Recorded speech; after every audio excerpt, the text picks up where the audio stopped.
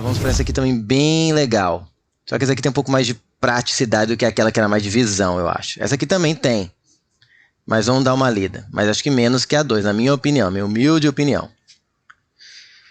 4 tanques cilíndricos. Aqui é uma visão de cima, tá? Cilindro a gente vê lá em geometria espacial. Como aqui eu vou ver de cima, vai virar o quê? Um círculo. 4 tanques cilíndricos são vistos de cima em planta baixa. Então tá aqui, ó. Acabam virando círculos. Conforme a figura. Todos têm 10 metros de raio. Então todos os círculos vistos aqui vão ter 10 metros de raio, porque o cilindro tem 10 metros de raio. E seus centros, os centros de cada cilindro, se posicionam em vértices dos dois quadrados tracejados adjacentes, ambos com 30 metros de lado. Observe que eu tenho um quadrado aqui e um outro logo adjacente, coladinho nele. Ele falou que os centros sempre estão em cima de vértices desses quadrados. Então, eu sei que aqui o centro vai estar aqui, nesse eu sei que o centro vai estar aqui, nesse eu sei que o centro vai estar aqui, porque sempre estará o centro em cima de um vértice do quadrado. Uma fita de isolamento esticada e paralela ao solo, que é essa aqui em laranja, ó. Paralela ao solo porque isso aqui está vendo de cima, né? Envolve os 4 tanques dando uma volta completa, linha em laranja na figura. Ele até fez as medidas, porque ele falou que os lados do quadrado tem 30, ele já colocou 2 aqui, ó. Ele pede o comprimento da fita em metros. Beleza. O que eu preciso lembrar aqui? Primeiro, comprimento de uma circunferência. O comprimento de uma circunferência, se eu tenho aqui uma circunferência, pego o seu centro e vejo o comprimento do seu centro até qualquer ponto de sua borda, eu tenho o seu raio, e o seu comprimento vai ser dado por 2 vezes π, que é uma constante, vezes o raio. Uou. Pronto. Isso é a primeira coisa que eu tenho que saber. Outra coisa que eu tenho que saber aqui. Quando eu tenho uma circunferência e eu quero o comprimento de um arco. Comprimento de arco. Quando eu tenho uma circunferência e eu tenho um arco central, um ângulo central aqui chamado de alfa, e eu quero esse comprimento que eu vou chamar de L, você pode falar que ele é proporcional ao alfa. Então, meio que você pode fazer o seguinte, 2πr, que seria o comprimento total, seria proporcional para o caso em que o ângulo central que fizesse aquele arco fosse total, que seria o comprimento total. A gente fala enxergar aquele arco. Então, para enxergar todo o arco, o alfa seria o comprimento total. Vamos colocar aqui 2π radianos, por exemplo, sem colocar em radianos, ou pode colocar 360 graus, para ficar mais claro. Para esse comprimento L, eu vou ter esse ângulo alfa. O que eu quero dizer aqui? Observe que se eu isolar o L, eu vou ter alfa dividido por 360 vezes 2πr. E o que é alfa por 360? É quanto que o alfa representa o 360, ou melhor, aqui se eu fizer, aqui você vai colocar 2πr, vamos pensar aqui, ó, melhor ainda. Eu posso falar que esse comprimento, que é o que eu vou usar aí para você ver que é bem simplesinho. O 2πr, se está multiplicado por alfa 360, eu posso dividir pelo inverso, né? 360 sobre alfa. Ou seja, se o alfa, por exemplo, fosse 180, ele enxergaria um arco que seria a metade do arco total. Seria 2πr, o comprimento total, sobre 2. Por quê? 360 dividido por 180 dá 2. Se for 90 graus, 90 graus é 1/4 90 graus é 1/4 do ângulo central total. Portanto, ele enxerga o arco correspondente é 1/4 do comprimento total. Se eu tenho 45 graus, se eu tenho essa abertura de 45 graus, qual arco que ele enxerga? 1/8 do comprimento total, porque 45 graus é 1/8 de 360. Então, a fração que eu pego do arco em relação ao arco total está correspondente à fração do comprimento total da circunferência que ele vai enxergar, que é o comprimento daquele arco. Você vai ver como vamos usar isso agora na prática. Olha só. O que eu vou fazer aqui? Aqui é muita técnica também, então presta atenção. Eu preciso do comprimento dessa fita.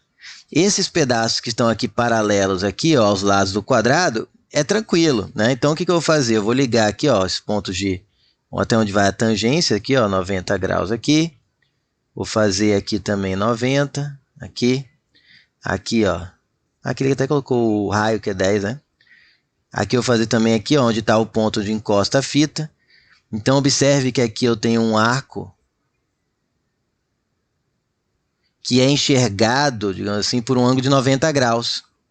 Então você consegue até ver pelo desenho claramente, se você divide ele em 4 pedaços, aqui é 1/4 do comprimento total da circunferência. Então vamos fazer assim, vamos chamar o comprimento total por enquanto de Czinho, de C de comprimento. Se Czinho é o comprimento de cada uma dessas circunferências, que elas são idênticas, todas têm o mesmo raio, esse trechinho aqui, esse arco, que é um pedaço da fita laranja, é Czinho sobre 4, concordam comigo? Porque ele representa 1/4 da volta completa, já que aqui é 90 graus. Da mesma forma, como aqui é 90 graus, que eu fiz até o ponto de tangência, até o ponto de tangência, então faz 90 graus aqui, ó. Porque aqui está retinho para lá esse, ó. Então aqui eu tenho, aqui é horizontal e esse aqui é a continuação desse lado, então é vertical, então aqui é 90. Então esse pedacinho aqui, ó, também é 1/4 de circunferência, C sobre 4, e é o mesmo C, porque é a mesma circunferência, então eles têm o mesmo comprimento. Se eu fizer aqui, ó, eu tenho de novo C sobre 4, e eu posso fazer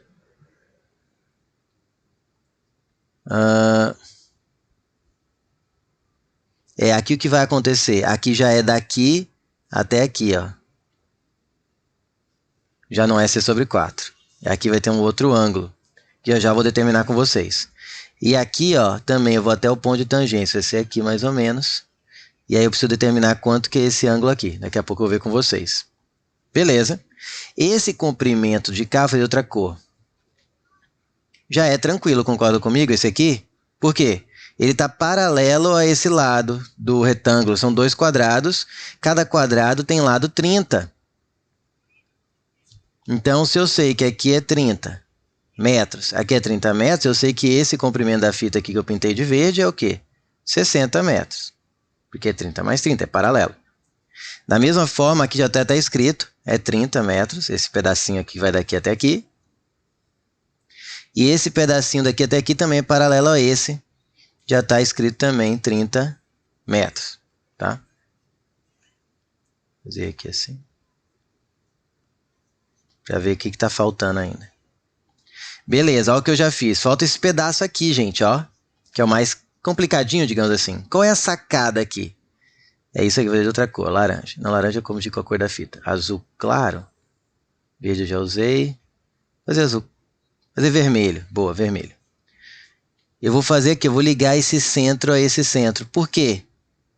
Porque ele vai ficar paralelo, que aqui, ó, como sai do centro e liga no ponto de tangência, é uma propriedade que tem que saber importante. Então, sempre que você liga o centro de uma circunferência a um ponto onde tem uma reta que é tangente a ele, forma 90 graus.